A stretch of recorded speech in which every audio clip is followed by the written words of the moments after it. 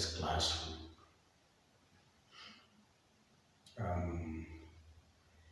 We begin another series today on electrostatics. So like I always say, if you haven't subscribed to my YouTube channel, BJ Online, please subscribe to the channel. It's on YouTube, BJ Online. That is where I post all the videos that I do on these various topics that I teach. When you subscribe, turn on the notification so that anytime I upload a video, you will get a notification and then you watch it and then you study alongside. So when you watch a video and you want a note on it, you can go to my website, bjonline.com, and then you send me a notification, or you go to my Facebook page, which is BJ's Physics Classroom. You send me a notification, and then I will try as much as possible and get you a handout on the topic that you have watched and you have requested for. Thank you very much. This electrostatics is going to take us, maybe 3 or 4 videos before we are able to finish. It's a very broad topic. I'll take my time and deal with it. But the good thing about it is that electrostatics and gravitation are both field forces. Because they are field forces, they have a lot of things in common. So most of the definitions that we are going to look at under electrostatics, we have similar ones, similar terminologies that we have defined under gravitation. It's going to be some sort of revision for us in the gravitation that we have looked at in the previous videos. So let's begin electrostatics.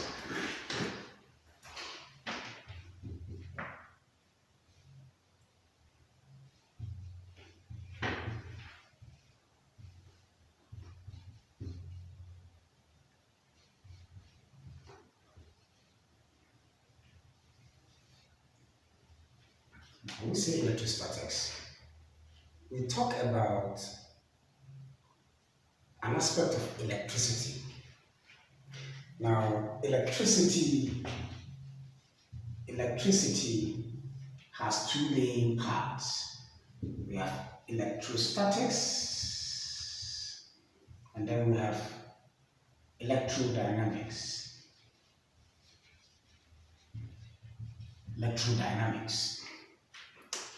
So when we look at, remember that when we say electricity, we are talking about electric charges, the behavior of electric charges. So when we look at the behavior of electric charges with respect to charges at rest, static charges at rest, then it means we are talking about electrostatics. But when we look at the behavior of electric charges that are in motion, then we look at electrodynamics. We also call it current electricity. So electrodynamics is also called current electricity. So when we are done with electrostatics, then later we'll come to current electricity. So in this episode, we are going to be dealing mainly with electrostatics. When we say electrostatics, it is the study of the behavior and properties of electric charges that are at rest. Good. So there are some terminologies that we need to look at so far as this topic is concerned. So let's begin. So let's look at some terminologies. So the first terminology we'll look at is a charge. Because we are talking about electric charges, we must know what a charge is. What is a charge? We say a charge is a particle whose motion causes current to flow. So any particle whose motion causes current to flow qualifies to be a charge. We have 2 main types of charges: positive charges and negative charges. Positive charge is the absence of an electron. So an absence of an electron gives rise to positive charge. The presence of an electron gives rise to a negative charge. Good. Then we look at another thing we call a point charge. point charge. Now, when we say a point charge, it is an isolated charge in space. What do I mean by this? For instance, if I draw a positive charge like this positive charge is not on any body. It is isolated in space somewhere. We call this charge a point charge. Now, this positive charge on this body is not a point charge because the charge is on the body. So this charge is not a point charge, but this is a point charge. I think now we get the difference between a point charge and then a charged body. We call this a charged body. We'll come to that. Another term number 3, we talk about a test charge. Test charge. So a point charge can be negative or positive. But when we have a positive charge that exerts virtually no influence in an electric field, we call that test charge, we call that charge a test charge. Now, test charges are used, for experimental purposes. If we want to study the behavior of charges, usually what the scientists use is a test charge. Then we look at a charged body. A charged body. But before I look at the charged body, let me first talk about a neutral body. A neutral body is a body that has equal number of positive and negative charges. Whether conductor or insulator is neutral.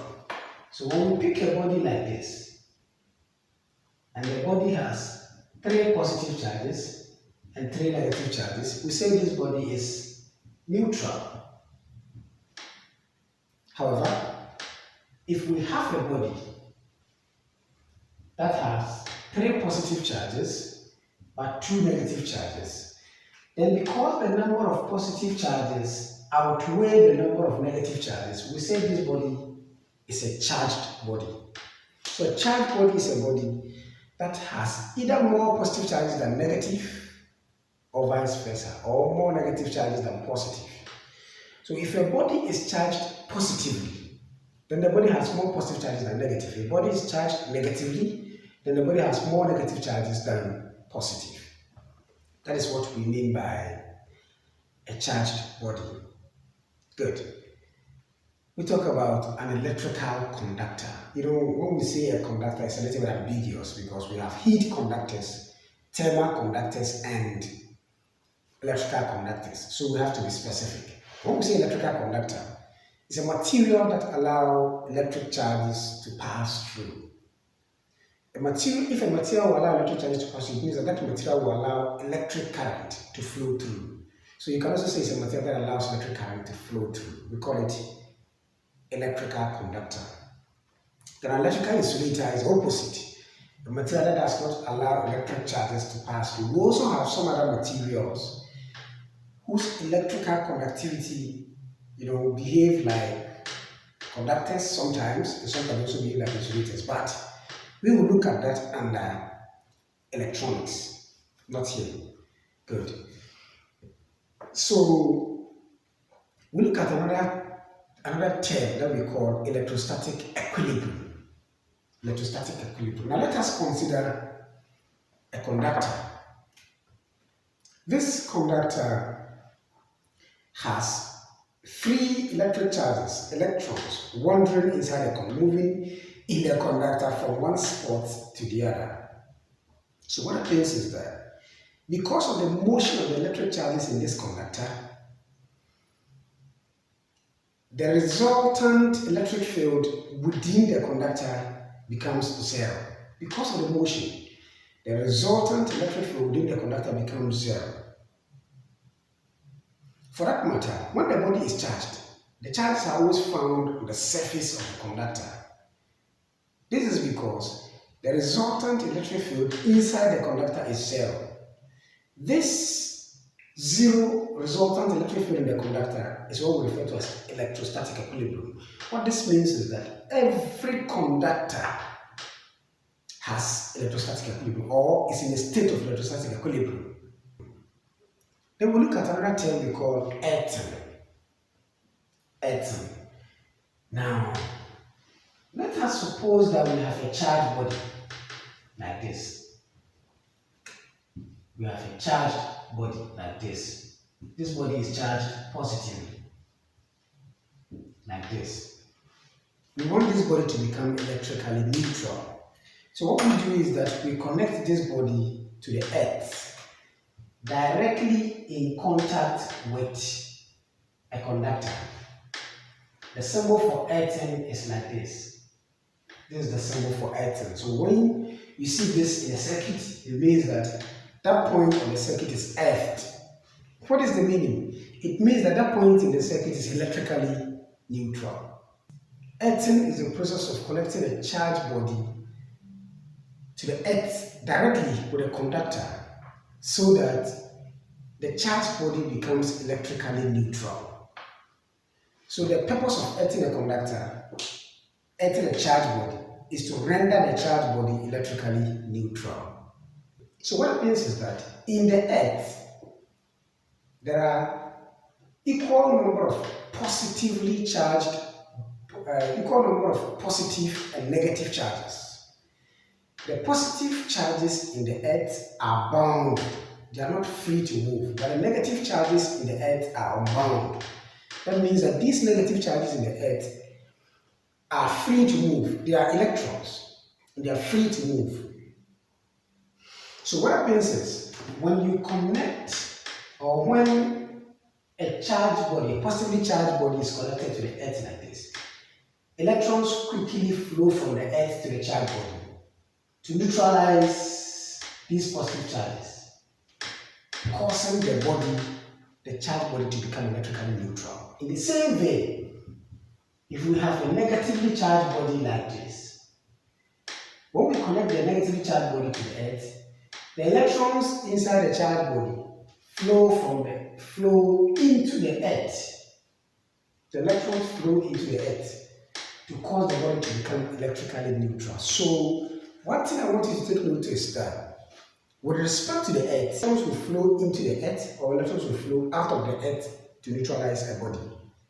Positive charges do not flow because the positive charges in the earth are bounded. Good. So that is earthing. We look at another term we call coronal discharge. Coronal discharge. Now what happens is that coronal discharge is a phenomenon. So let me explain this. Let's suppose that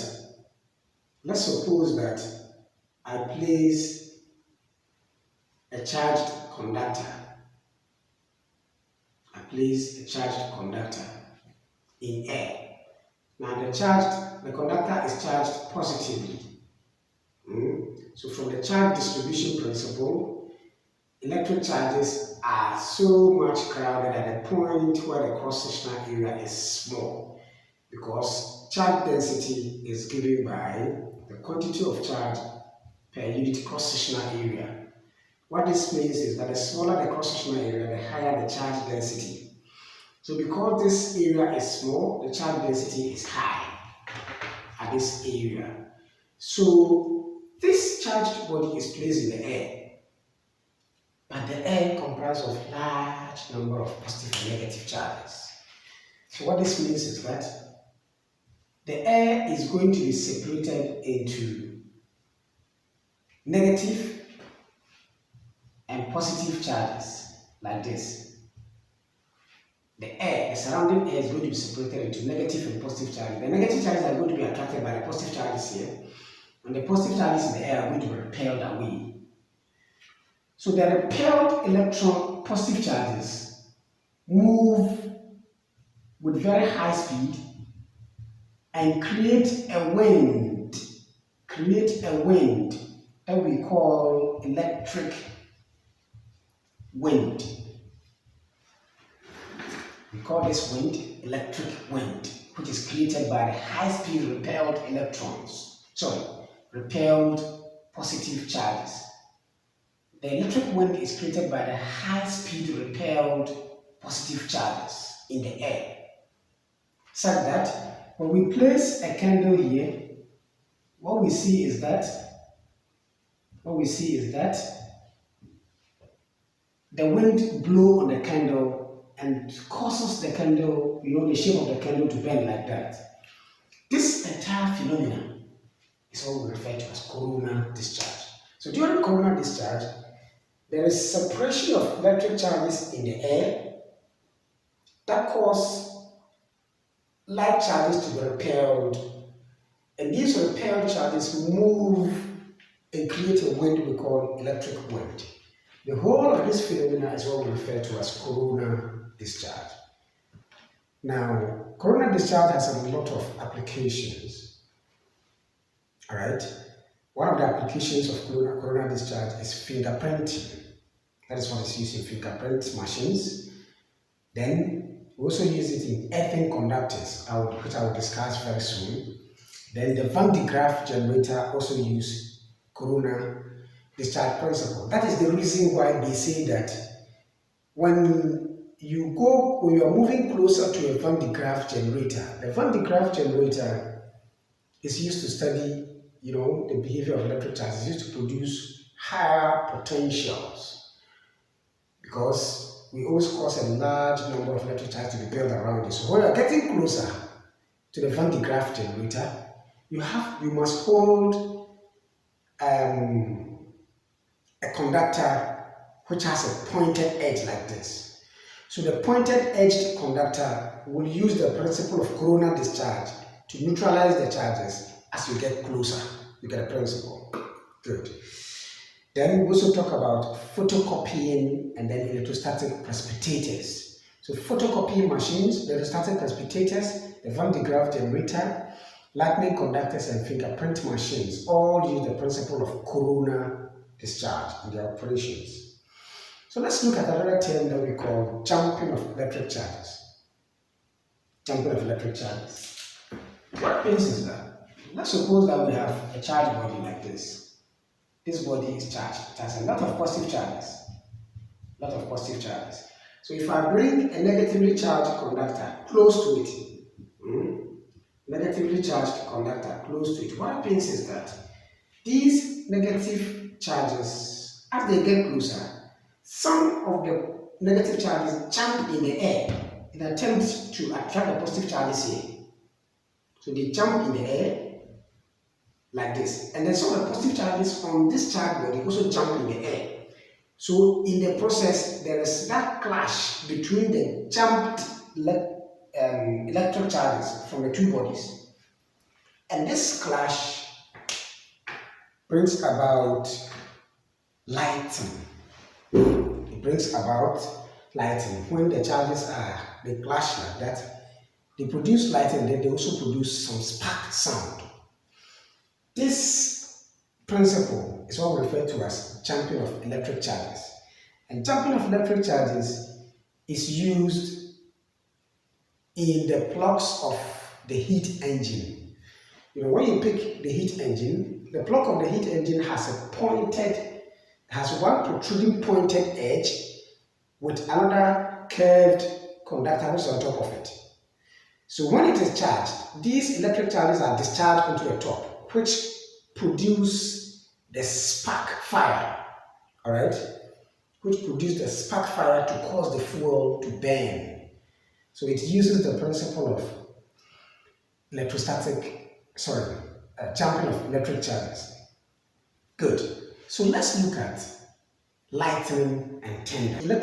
Now when we say lightning, it is a huge spark of light which is produced when there is an intense discharge of electric charges in the cloud. When water vapor rise up into space, as they get to very cold regions, they condense, become droplets of water, and then they form ice.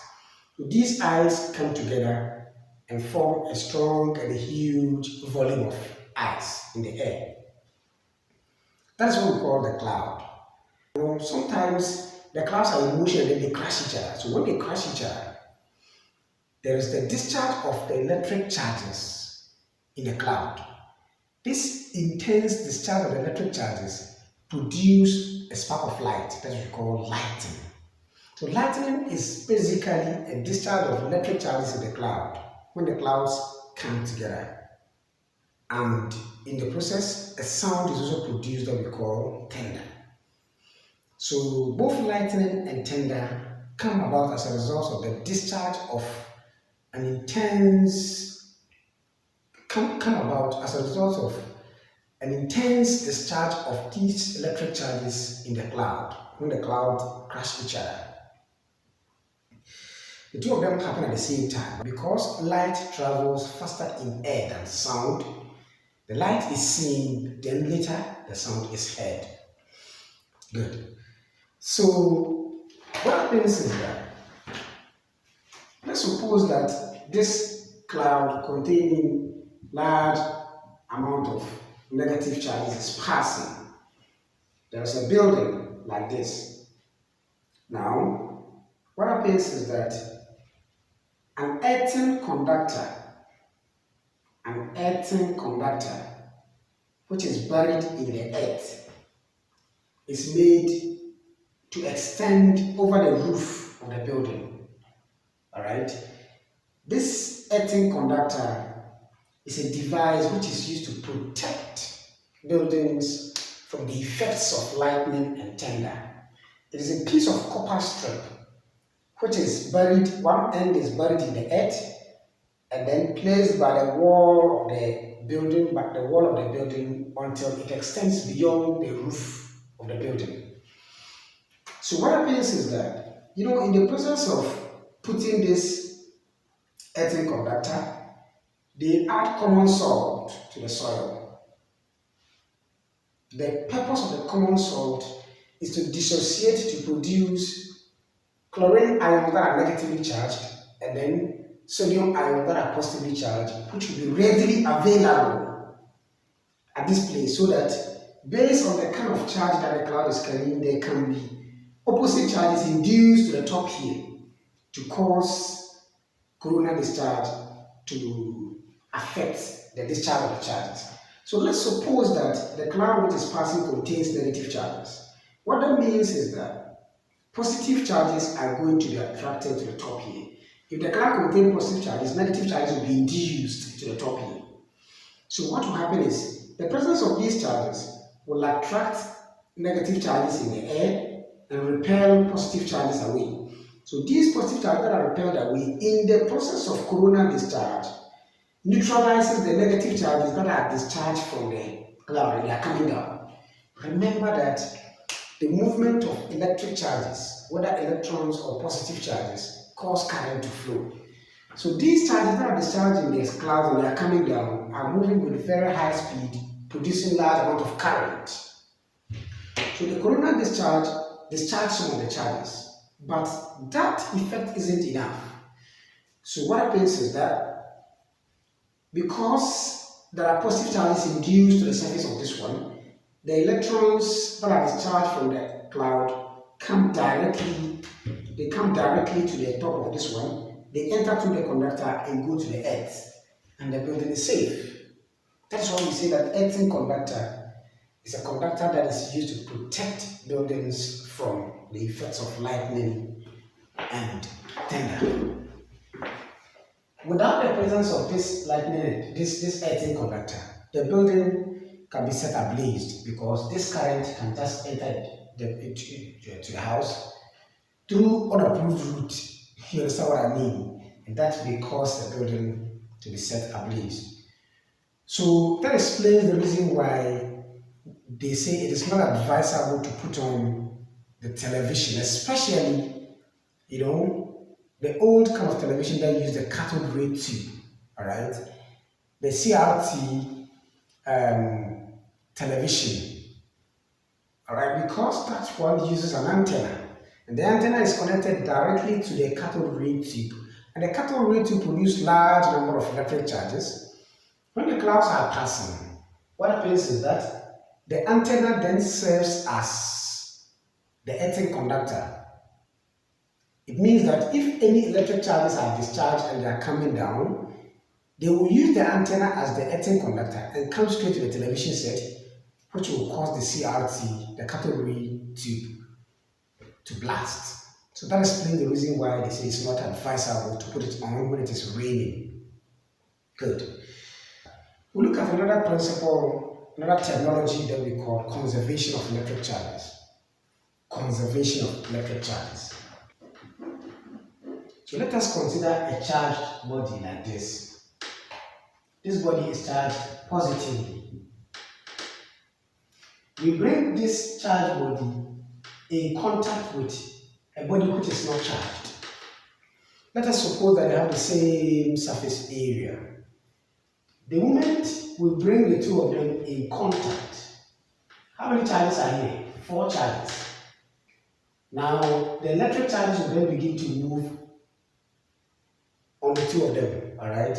So some of these charges will flow from this body to this body, to the body which was neutral. So if later the two bodies are separated, what this means is that the charges are going to be shared among the two of them based on their surface areas. So because they have the same surface area, it means that the number of charges are going to be equal to the number of charges here. Now you realize that before we put them together, there were 4 charges. After we put them together and we separated them, the total number of charges here and here, that is when we sum the charges here to the charges here, the total number of charges is still 4. What that means is that the charge is conserved. So when we say conservation of electric charges, we are talking about a situation whereby in a closed system, in science when we say a closed system, it means that there is no exchange of matter between the body and its surrounding, but there can be exchanges of energy exactly. So when we say conservation of electric charges, we mean that in a closed system, the total number of charges is conserved. What that means is that the total number of charges before we put them together is equal to the total number of charges after put them together. That principle is what we refer to as conservation of electric charges. Then we look at the laws of electrostatics. We have 2 laws of electrostatics. Like charges repel, unlike charges attract. These are the 2 laws of electrostatics. Good. So these are some of the technologies that some of them will be run into, some of them will not run into them at all again. So when we, in case we come across any of these terms, there is no need for me to explain them again because I've already explained them. Now, let's look at methods of charging a body. Methods of charging a body. So we have 4 methods that we use to charge a body. 1, charge by friction. When we say charge by friction, we're talking about a process whereby a plastic material is rubbed in a hair. If you are fond of putting pomade in your hair, don't try this. It won't work because the pomade will reduce friction, all right? It will not cause the plastic material to become charged. So you can try this at home. If you have not put pomade in your hair, just rub a plastic pen in your hair like this and get a small piece of paper, all right? Obtain a small piece of paper. After you have rubbed it in your hair, bring it close to the paper and see what happens. You realize that the plastic attracts the pen. Sorry, the pen attracts the paper. The pen attracts the paper. What this means is that when the plastic material, when the pen, which is a plastic material, was rubbed in the hair lost electrons to the plastic material for the hair to become positively charged, while the plastic material, the pen, becomes negatively charged. So take this. Anytime the plastic material or ebonite rod is rubbed in the hair loses electrons to the plastic or the ebonite rod for them to become negatively charged, whilst the hair becomes positively charged. That is why it was able to attract the paper that was made in contact with. In the same vein, when a plastic material or ebonite rod is rubbed in the wool loses electrons to the plastic material. Alright, when the plastic material is rubbed in the wool, the plastic material rather loses electrons to the wool so that it becomes positively charged, whilst the wool attract the electrons and become negatively charged. So it is the other way around. With respect to the hair becomes positively charged, the plastic material or the bonnet will become negatively charged. With respect to the wool becomes negatively charged and the plastic material or the bonnet will becomes positively charged. Good. This phenomenon is what we refer to as charge by friction. Applications of charge by friction. We say it is used in electrostatic paint spray. When you look at the electrostatic paint spray, there is a small nozzle through which the paint comes out. Alright? So when the paint comes out, it is expected that the paint will go tian like that. But that is not what happens. What happens is that when the particles of the paint come out, they spread out. Why do they spread out? It is because as the oil comes out through that small nozzle, the friction between the oil and the wall of the nozzle gets the oil charged. It gets the oil charged, mostly positively charged. So when the droplets come out, they repel each other and that causes the paint to spread out when it comes out of the paint spray. Then we also talk of electric shock. Then we talk of fire prevention, in the firefighting machine. Those people that we call them, how do we even call them? Fire service. In the firefighting machine, when the water comes out of the nozzle like that, see the water spread out.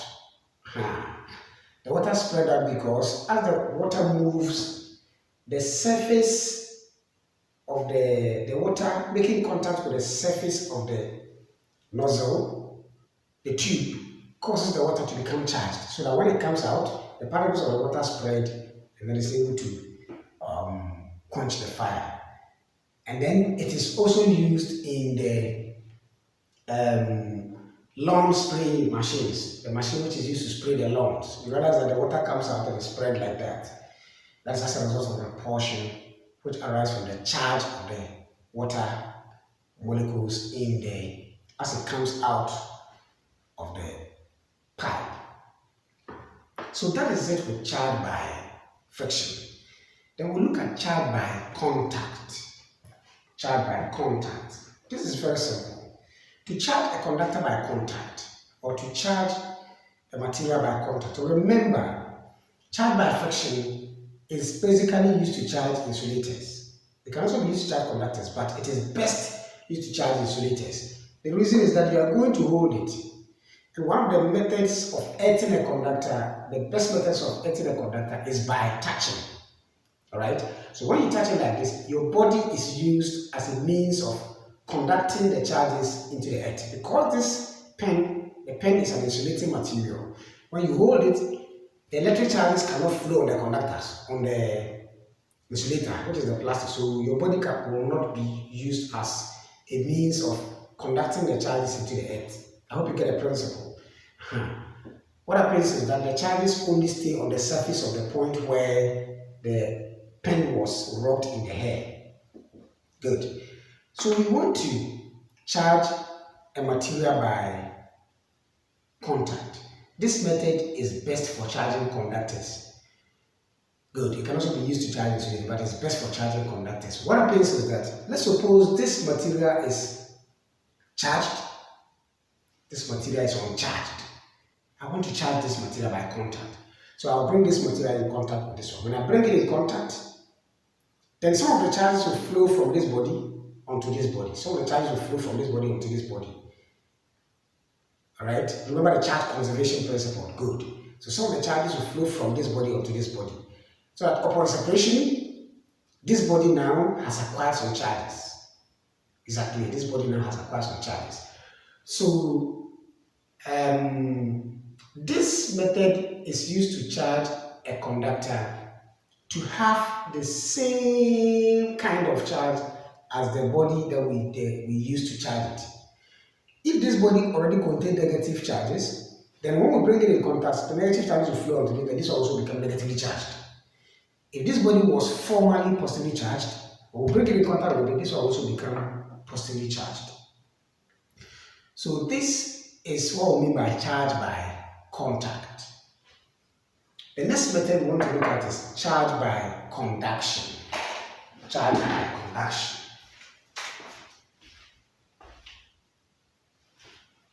Good. So, to charge a conductor by conduction, let's suppose that we have this conductor which is mounted on an insulator. So this is the conductor, this is an insulator, the shaded portion is an insulator, alright? Good. And this is the conductor. We want to charge this conductor. This is an insulator. So what we do is that we want to charge it by conduction. Let's suppose we want to charge it positively. We want to charge this conductor positively by conduction. So what we do is that we connect the conductor to a cell such that the positive terminal of the cell is connected to the conductor, while the negative terminal of the cell is connected away from the conductor onto the earth, like this. This is a key, and this is the cell. So by so doing, because the positive terminal is connected to the conductor and the negative terminal is connected away, electrons flow from the cell into the earth, and current flows in the opposite direction into the conductor. So because current flow into the conductor, electrons flow from the conductor to the cell, then to the earth. What this means is that as electrons flow away from the conductor, after some time, the whole of this circuit is removed, and then upon testing, we see that the material is charged positively by conduction. So to charge a conductor positively by conduction, all that we do is that we connect the conductor to a cell, so that the positive terminal of the cell is connected to the conductor, and the negative terminal of the cell is connected away. In the same way, if I want to charge a conductor negatively,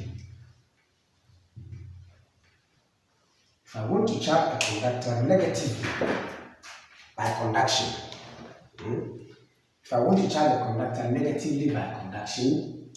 I will mount the conductor on an insulator like this.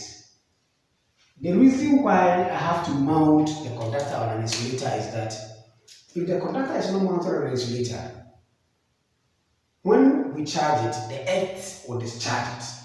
So it has to be mounted on an insulator so that it will not make direct contact with the earth. Then the conductor is connected to a cell such that the negative terminal of the cell is connected to the conductor, while the positive terminal is connected away to the earth. The positive terminal is connected away to the earth.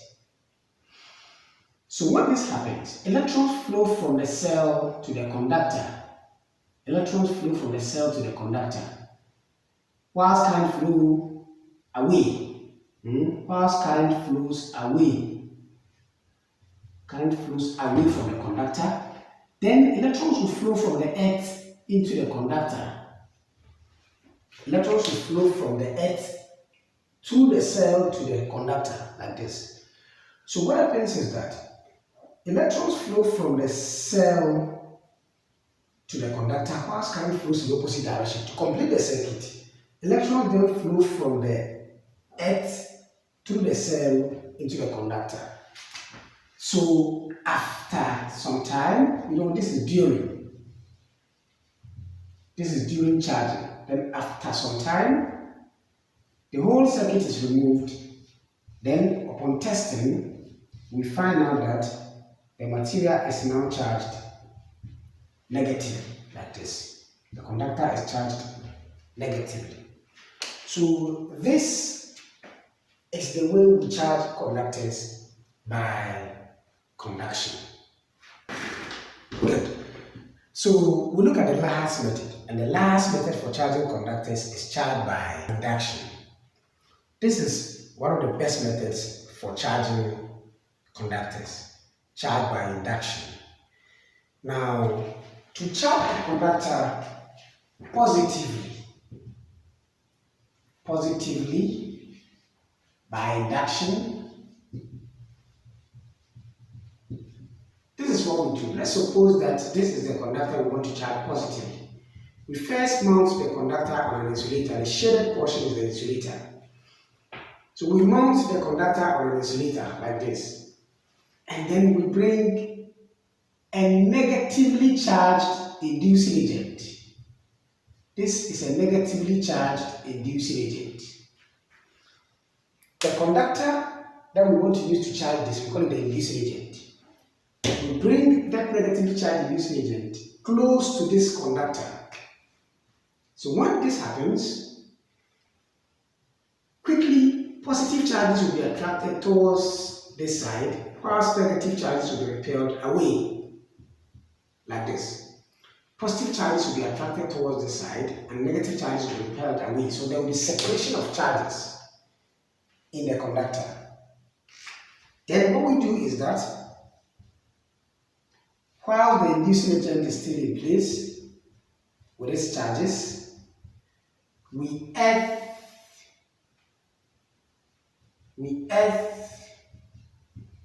this part of the conductor. So when we earth this part of the conductor, the negative charges that are here will flow into the earth. So they will flow into the earth like this, leaving the positive charges here, because the positive charges are bounded. They are held together. They are held in place by the negative charges. They are bounded now. They are not allowed to move. So they will stay here while the negative charged electrons flow into the earth. Then what happens is that the earthing is first removed, followed by the inducing agent. Then the material becomes positively charged like this. The earthing is first removed, followed by the inducing agent. Remember, this sequence is very important.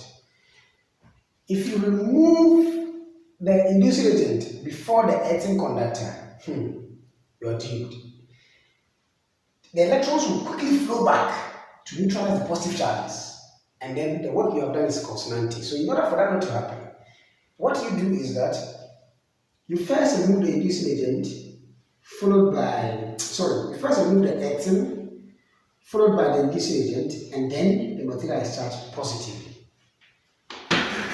So let's see how we will charge a conductor negatively by induction. We want to charge the conductor negatively by induction. So let the conductor be like this. We mount it on an insulator first. Then we bring a positively charged inducing agent. We bring a positively charged inducing agent. So look at this. If we want to charge it positively, we bring a negatively charged inducing agent. If we want to charge it negatively, we bring a positively charged inducing agent. This will attract negative charges to this side and repel positive charges to the far end. So what happens is that the far end where the positive charges are is earthed. That far end is earthed like this. So when we earth this far end, electrons will quickly flow from here, from the earth, to neutralize the positive charges that are here. So there will be no positive charges here after some time, because all the positive charges will be neutralized by the electrons. And what happens is that these electrons are not allowed to move. They are bounded by the presence of these positive charges that are here, exactly. So after some time, The earthing is first removed, just like we did earlier, followed by the inducing agent. Then the negative charge is spread on the conductor like this, and the conductor becomes negatively charged. So this is how we charge a conductor positively and negatively by induction. Thank you very much. Please subscribe to the YouTube channel. Turn on the notification while you do that. Like my Facebook page, alright? The Facebook page is BJ Physics Classroom. Like my Facebook page and share the video when I post it on the Facebook page so that other people will also get it and watch it. Thank you very much. See you again. It's your one BJ.